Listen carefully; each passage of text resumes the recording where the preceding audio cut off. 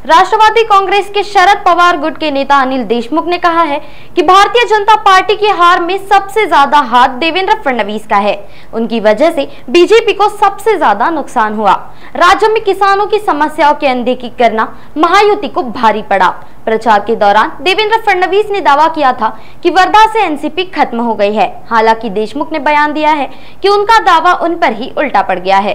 वे शरद पवार गुट के प्रत्याशी अमर काले के विजयी जल्लोष में मीडिया से बातचीत कर रहे थे।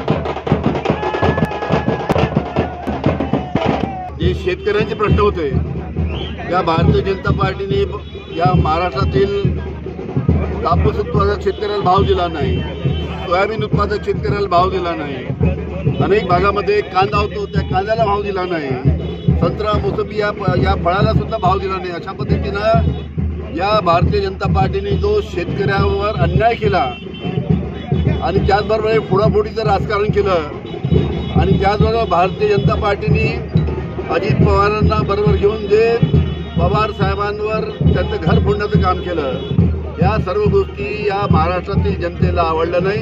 त्याच्यामुळे महाराष्ट्रातील मोठ्या प्रमाणात महाविकास आघाडीचे जे उमेदवार आहे, काँग्रेस, राष्ट्रवादी आणि शिवसेना या पक्षाच्या उमेदवाराला निवडून दिलेला आहे।